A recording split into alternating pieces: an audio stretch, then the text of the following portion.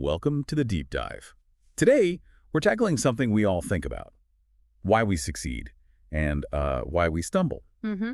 You pointed us towards a really insightful 1993 review from the Educational Psychology Review by Kitai Hao and Farida Salili, and our mission is to pull out the crucial pieces to help you understand this whole area of achievement attribution, basically. Yeah. How we explain our wins and losses. Exactly. The review you shared is quite academic, focusing on how researchers try to measure these explanations. Right. So we'll be looking at the different tools and approaches they use to figure out why we believe we achieve or don't achieve our goals. Think of it as like digging into the why behind your own personal why. Right. We want to give you a clear picture of the different ways experts study what motivates us. Is it mainly about our inherent character, or does the specific situation we're in play the bigger role? Yeah, that's a key distinction. We'll also explore the various methods used to understand these explanations, looking at what each one tells us and where it might fall short. By the end, you should have a much clearer understanding of this field and, more importantly, how it relates to you. Okay, let's dive in. Let's do it. The review talks about two main ways of looking at why we attribute our achievements the way we do. They call them dispositional and situational approaches. Can you break those down for us? Certainly. So the dispositional approach looks at your inherent tendencies, your general way of explaining things. It suggests that we have relatively stable attributional styles, almost like personality traits. Okay. So someone leaning towards a dispositional style might generally explain a good outcome as being down to their natural abilities. So that's like your default explanation, kind of no matter what the situation is. Pretty much, yeah. It's about your general outlook. And what about the situational approach then? The situational approach, on the other hand, really focuses on the environment and the specific circumstances of an event. Huh? Here, the emphasis is on how you explain a particular success or failure based on what was happening around you. For instance, you might explain getting a promotion on a specific project because you put in like a huge amount of extra hours just for that project. Got it. So dispositional is the big picture, Yeah. your usual way of seeing things, and situational is more about the details of a specific outcome, right? Exactly. Spot on. Now, the authors point out that these aren't necessarily one or the other. How do they see these two ideas working together? Well, what's really interesting is that they suggest these two can actually go hand in hand. They're not mutually exclusive. Okay. They bring up the reformulated learned helplessness model as a great example. This idea looks at both a general attributional style, that's the dispositional part, and how we explain specific negative events, that's the situational part, to understand why someone might feel helpless. That makes a lot of sense. It's not just about your overall mindset, but also how you interpret specific challenges. For some, This raises a fascinating question for you, the listener. When you think about times you've really succeeded or really struggled, do your immediate explanations tend to focus more on your inherent strength or weaknesses, dispositional, or on the particular circumstances you were facing, like the difficulty of the task or the support you had, situational? yeah, that's a good reflective question. It's definitely something to consider about your own thinking. Now, the review also touches on whether our explanations are consistent across different parts of our lives, or if they change depending on the area. This is the idea of domain specificity, right? Precisely. The authors explore whether how you explain your achievements in, say, your career is the same as how you explain things in your personal relationships or when you're pursuing a hobby. Mm-hmm. They make a really helpful comparison here to how we understand self-concept. Oh, I remember that. Yeah. Your overall sense of self isn't just one thing. It's made up of different parts, yeah. Exactly. Research on self-concept suggests a kind of hierarchy. At the top, you have a general sense of who you are, and then it breaks down into areas like your academic self-concept, your social self-concept, stuff like that. Right. And within academics, you might even have different views of yourself in math versus literature. Okay, so if we apply that to how we explain things, what does that look like? Following that line of thinking, the authors suggest that there might be a general attributional style influencing how we explain things in broad areas like work and personal life. Okay. And then within your work life, you might have more specific patterns for explaining successes in team projects versus individual tasks. So how you explain acing a presentation might be influenced by your general work-related outlook and specific factors related to that presentation itself. Okay, so how I explain doing well on a presentation at work might be tied to my overall confidence in my professional abilities and the specific preparation I put in for that presentation. That's a really useful way to frame it. Yeah, it allows for that nuance. Think about your own life. Do you generally find yourself explaining successes and failures in a similar way, whether it's at work, with your family, or pursuing a passion? Or do your explanations tend to shift depending on the context? Now, let's switch gears and talk about how researchers actually try to figure out what our attributions are. The review mentions three main methods they use. What are those? Right. So the review highlights three primary ways researchers try to understand or elicit attributions by studying natural events, using tasks in a laboratory setting, and presenting hypothetical scenarios. Natural events. That sounds like looking at real-world situations as they happen. Yes, that involves asking people to explain the outcomes of things that occur naturally, like actual exams, sporting events, or, job interviews. Okay. The big plus here is that it's real life, the results have genuine consequences, and people likely have real emotional responses. So it feels very true to life, very authentic. But what are the downsides of looking at natural events? Seems like it would be hard to keep things consistent. That's the main challenge, yeah. Researchers have very little control over what's happening. You can't randomly assign people to different experiences. Right. For example, if you're looking at why some students do well on a test, those students might just be more skilled to begin with, making it difficult to separate their natural ability from how they explain their success. There are confounding variables. Right. It's hard to isolate the specific reasons when you're observing real-world outcomes. So what about laboratory tasks? How do those work? Laboratory tasks involve creating controlled situations, often using puzzles or games. Researchers might have participants work on these and then ask them to explain how they performed. Okay. The major benefit here is that researchers have much more control over the task and the outcome. You can manipulate things more easily. That sounds better for control, but it also sounds less like the kinds of things we face in our everyday lives. Yeah. A bit artificial, maybe. Exactly. That's the main drawback. These tasks can feel artificial. They're often short, brief, with no real personal stakes for the participants. So, while you gain precision in your study, you might lose some of the genuine motivations and emotions that influence how we explain real achievements. Okay, so real events give you realism, but not much control. And lab tasks are kind of the opposite. Pretty much, yeah. There's a trade-off. That leaves us with scenarios. How do researchers use those? Scenarios involve giving people descriptions of hypothetical situations or stories and asking them to explain why certain outcomes occurred. Right.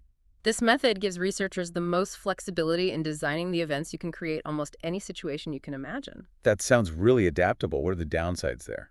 Well, the main concern is that they can feel too removed from real life. Yeah. Some argue that people might answer based on what logically follows from the scenario rather than how they would genuinely explain a similar event in their own lives. Oh, okay. Like a rationalization. Sort of, yeah. Yeah. Also, the way the scenario is written can unintentionally guide people towards certain explanations. The wording matters a lot. So you're asking people to think about a pretend situation, and their answers might not really reflect how they'd react or explain things if it were actually happening to them. That's the risk, yes. It sounds like the best approach really depends on what the researchers are trying to understand, doesn't it? Absolutely. The review even mentions that studies looking at general attributional styles often use scenarios, while studies focused on how the immediate situation affects attributions tend to use natural events. That makes sense, aligning the method with the research question. Think about which of these methods might be better at capturing your immediate gut reactions versus your more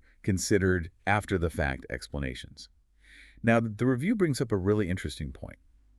Do we explain real events the same way we explain made-up ones? That's a crucial question, yeah. And research has indeed found differences in how we attribute outcomes depending on whether the event was real or hypothetical. Oh, really? Yeah. Like For example, one study mentioned in the review found that students were less likely to attribute success to their own ability and more likely to blame lack of effort for failure when they were explaining hypothetical tutoring outcomes compared to when they were explaining their experiences in actual tutoring sessions. Huh. That's a pretty significant difference. Why do you think that might be the case? Well, several factors could be at play. In real events, there are actual consequences, right? There's often more information available because you lived through it, and usually stronger emotional reactions. These elements seem to shape how we make sense of things. Okay. The review also mentions something called egoistic bias, that tendency to give ourselves credit for successes and blame external factors for failure. Oh, yeah, the self-serving bias. Exactly, that one.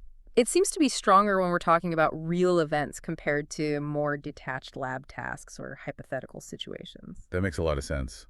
When it's actually your success or failure, you're probably more invested in protecting your self-esteem, right? Absolutely. There's more ego involvement. So, when you think about a real achievement or setback in your own life, does your explanation feel different from how you might explain a similar situation if it were just a hypothetical what if?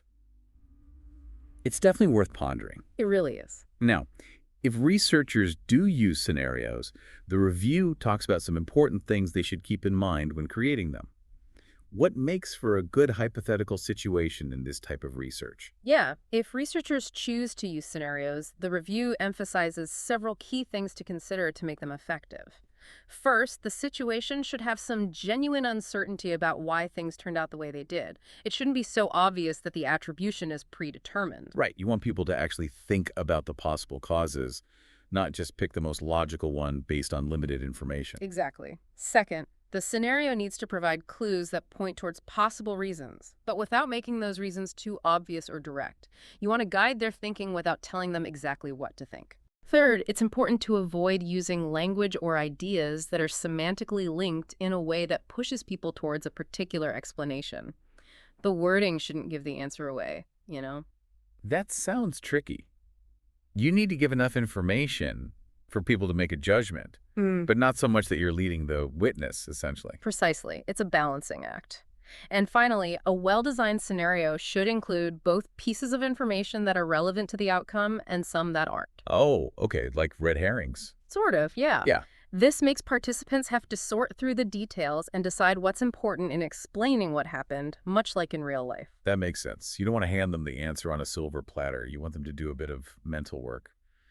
The review even mentions using things called story grammars to create more structured scenarios. Can you tell us a bit about that? Yes, the review suggests that using established narrative structures, like scripts or story grammars, can help researchers create more systematic and effective scenarios. A story grammar essentially outlines the typical components of a story, such as the setting, the event that kicks things off, how the characters feel about it, what they try to do, what happens as a result, and how they react. Right. By following these elements in a structured way, researchers can create more complete and relatable hypothetical situations. So instead of just saying you failed a test, a scenario might paint a more detailed picture. You studied consistently for weeks, but the test focused heavily on a single chapter you skimmed, maybe an irrelevant cue, Yeah. and you ended up failing. Consequence. You felt frustrated and disappointed. Exactly. That gives you a much richer context to consider potential reasons. Right. Okay. Now, let's talk about how many events researchers use when they're trying to understand our attributions.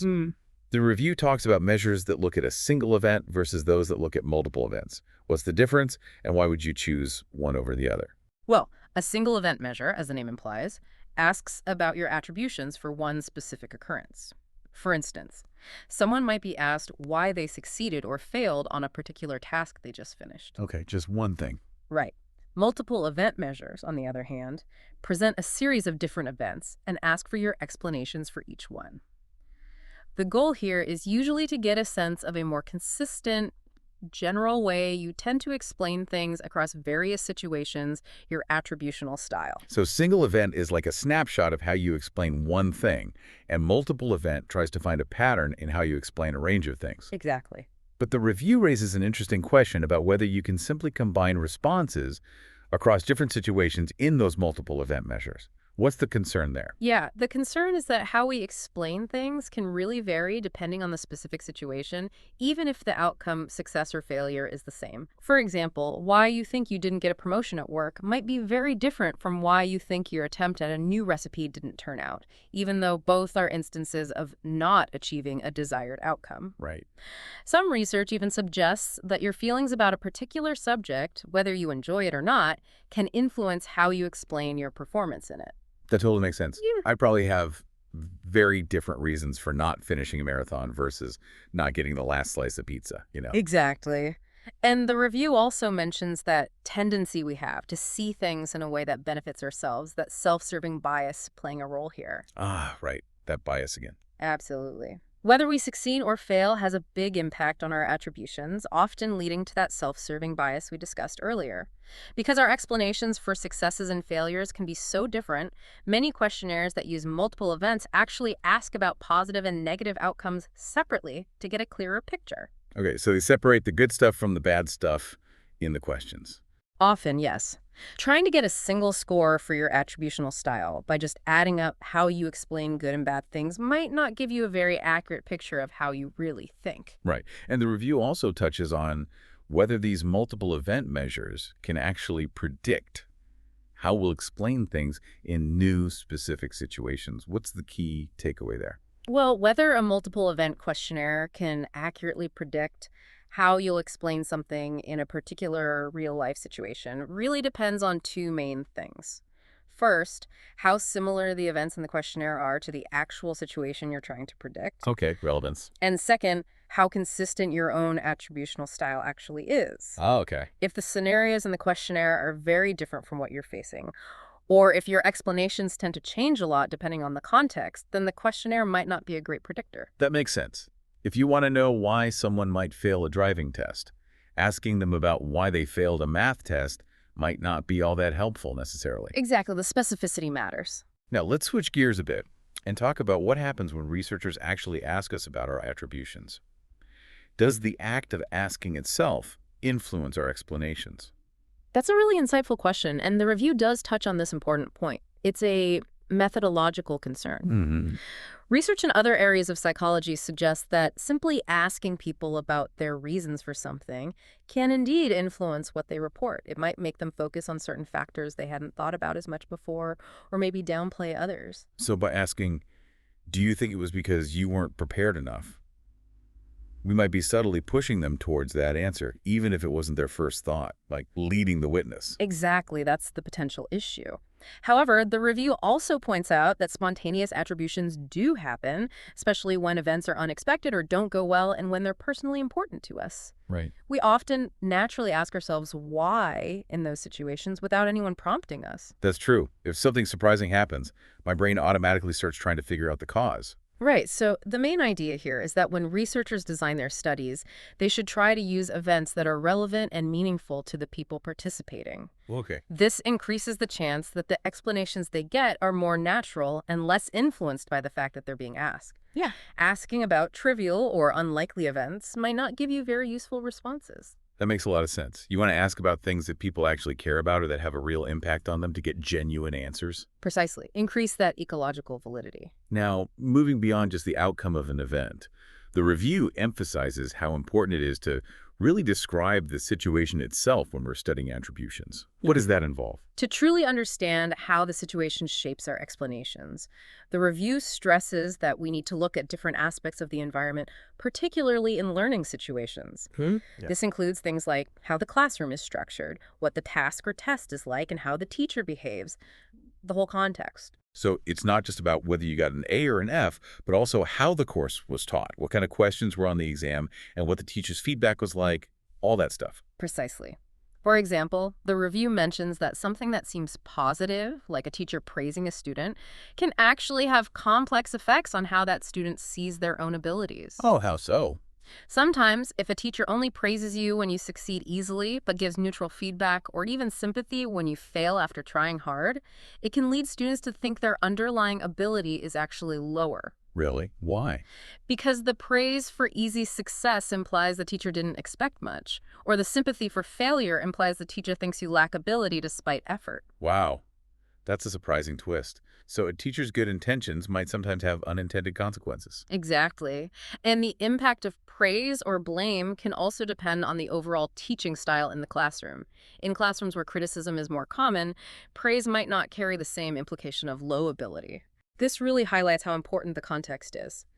The review argues that we need more research to create a good framework of these key environmental factors so we can better understand how they influence our attributions. It sounds like just looking at whether someone succeeded or failed in isolation doesn't give you the full picture at all. You need to consider the wider environment they were in. Absolutely. Context is key. Now, let's talk about how researchers actually phrase the questions they ask about attributions. The review mentions different formats. What are the main ways these questions can be structured? Right. The question format matters too. Attribution questions generally fall into two main categories. Unstructured, which are open-ended, and structured, which offer specific response options. Okay. Within structured questions, the main types are unipolar ratings and ipsative or comparative methods. Okay, let's start with unstructured questions. What are those like? Unstructured questions are open-ended, allowing people to answer in their own words. For example, you might ask, what were the main reasons for your success on this project? Or why do you think that happened? Right. This approach is really valuable when you're exploring a new area and want to find out all the different kinds of explanations people might give without suggesting any specific ones. It can also be useful when talking to children, maybe. So you're letting people tell you in their own way why they think something happened? Sounds good. What are the downsides of this kind of question? Well, the main challenges are that the answers can be quite varied and difficult to analyze in a systematic way. You might get a wide range of responses, and it can be hard to compare them. Okay. It often requires trained researchers to code or interpret the answers, which can take a lot of time. Also, different researchers might interpret the same answer slightly differently. Inter-rater reliability can be an issue. That makes sense. It's hard to turn open-ended answers into neat numbers. So what about structured questions? How do they work? Structured questions provide a specific set of possible reasons, and participants are asked to rate or rank how important each one was. The most common type is the unipolar rating scale. Unipolar rating. Yeah, where people rate each listed cause, like their effort, their ability, or luck, on a scale, often from not at all important to very important, or something similar. So you might see a list of reasons like my ability, my effort, task difficulty, luck, and have to rate each one on a scale of 1 to 5. Exactly, that's a very common format. What are the advantages of this?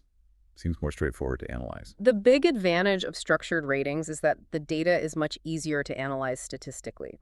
It allows researchers to directly compare responses across different people and different groups much more easily. And what are the potential drawbacks of this approach?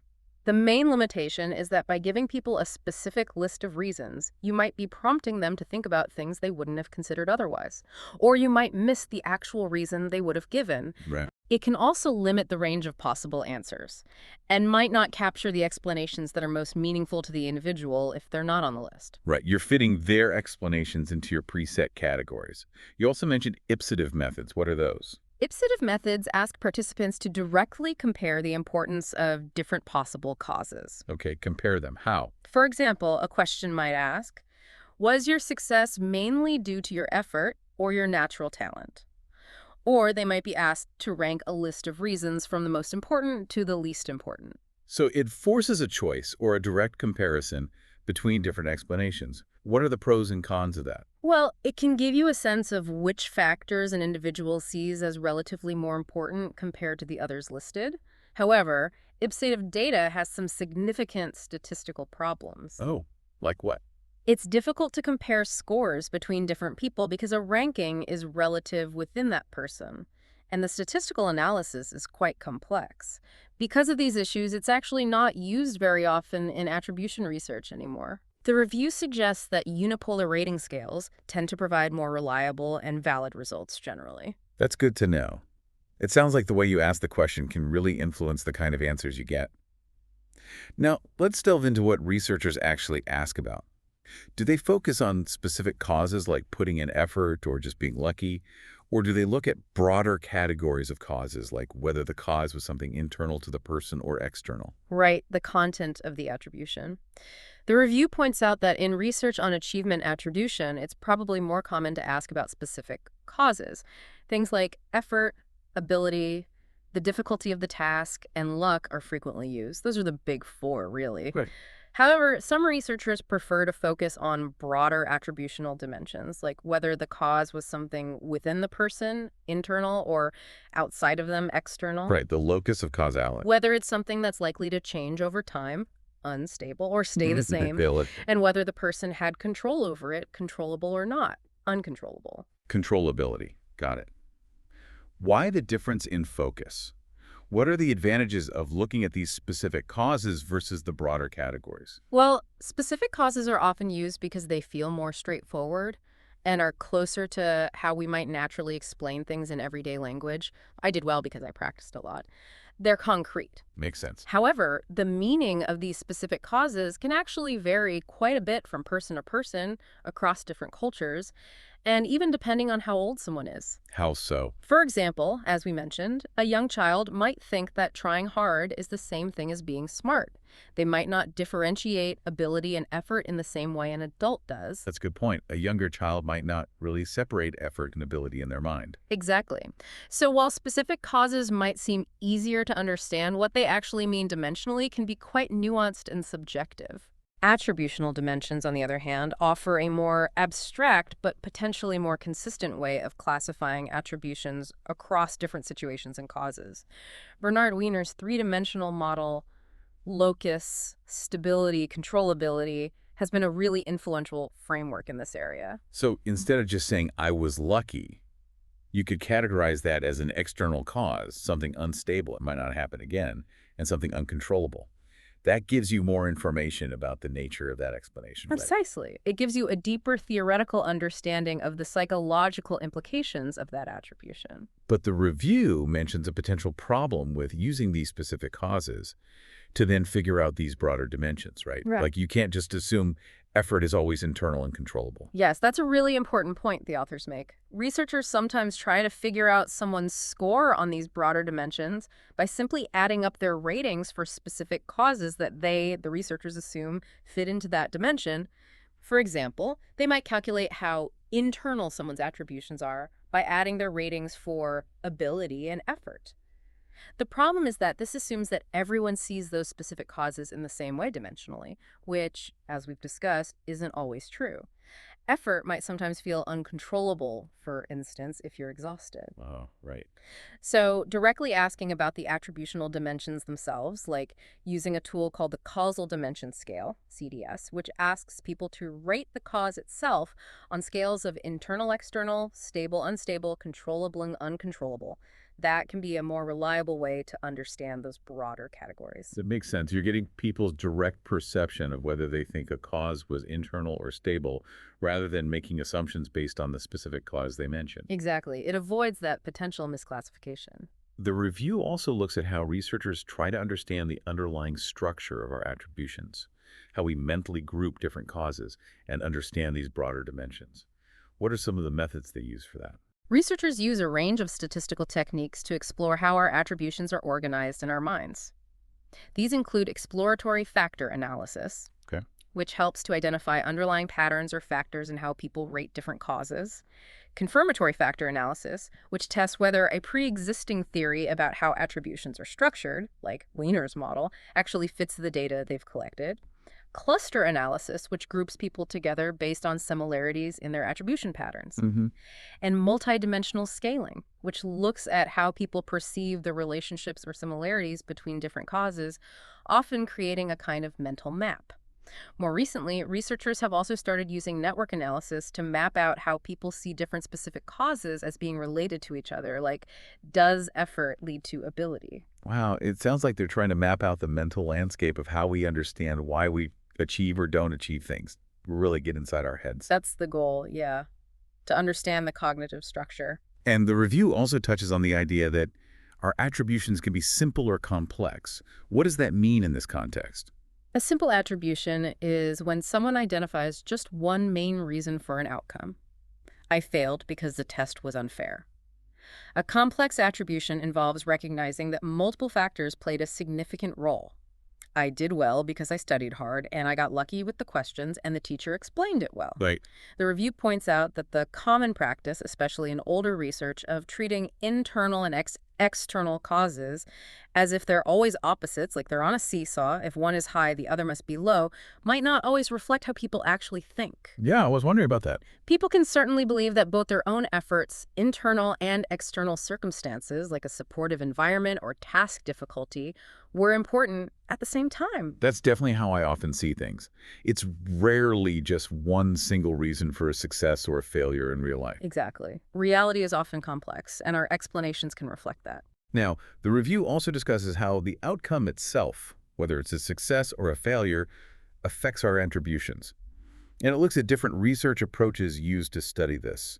What are the main ways they do that? Right. The outcome is a huge factor. Researchers use two main types of study designs to look at how success and failure influence our attributions: between subjects designs and within subjects designs. Okay, what's a between subjects design? In a between subjects design, you compare the attributions of one group of people who succeeded with the attributions of a separate group of people who failed on the same task or in the same situation. Got it. Comparing winners and losers, basically. Sort of, yeah. And in a within subjects design, you ask the same individuals to explain both their own successes and their own failures, either real or hypothetical. So you're comparing the same person's explanations across different outcomes. So between subjects looks at two different groups, and within subjects looks at the same people in two different situations or explaining two different outcomes. What are the advantages and disadvantages of each? Well, within subjects, designs are useful for minimizing the impact of individual differences. Since you're comparing the same person's explanations to themselves, you control for personality, background, etc. Okay, that makes sense. However, it might not always reflect real-world situations where you typically experience only one outcome at a time. You either pass the test or you fail it. Asking about both might feel artificial. Right. Between subjects, designs capture those real-world single outcomes better, but they can also be influenced by pre-existing differences between the groups who succeed and those who fail. Maybe this successful group was just more motivated to begin with, you know? Ah, okay. So each approach gives you a slightly different perspective on how outcome affects our explanations. Neither is perfect. Exactly. They offer complementary insights. And finally, the review brings up the importance of considering how someone perceives their performance versus how they actually performed objectively. Why is that an important distinction? Yeah, that's crucial.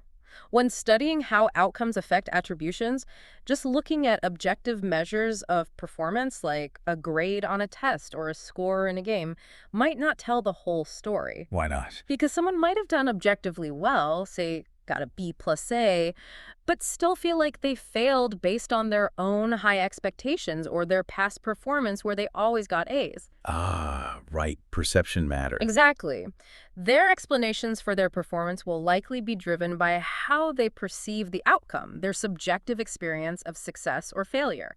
Therefore, it's often valuable for researchers to consider both objective measures and individuals' own interpretations or perceptions of their success or failure. They might not always match up, and that difference itself can be really insightful. Absolutely. Someone who's used to getting perfect scores might see a still good result as a failure and explain it very differently from someone who typically struggles and is absolutely thrilled with the exact same result. Precisely. That subjective interpretation is key to understanding their attribution. Well, this has been a truly deep dive into the fascinating and pretty complex world of how we explain our achievements. Indeed.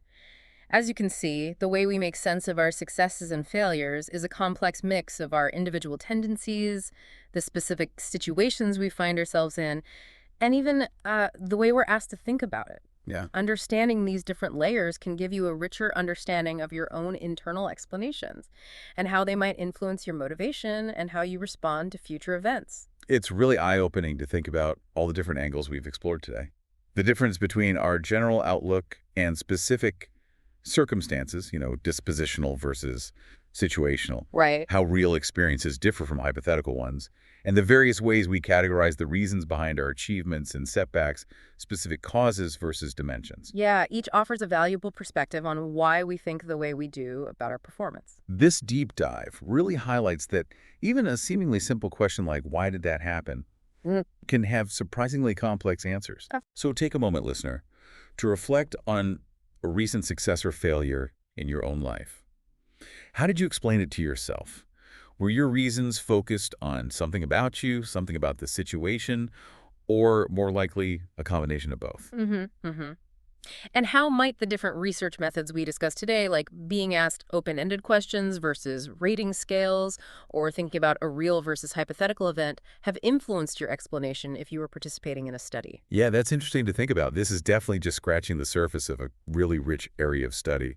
If you're interested in learning more, we highly recommend checking out the work of pioneers like Bernard Wiener, Carol Dweck on mindsets, or Martin Seligman on learned helplessness and optimism. Yeah, foundational figures. Who have made huge contributions to our understanding of attribution theory and motivation. Reflecting on your own patterns of explanation in different areas of your life can also be incredibly illuminating. What consistent themes do you notice? Do you tend toward certain kinds of explanations? It's a worthwhile self-reflection exercise.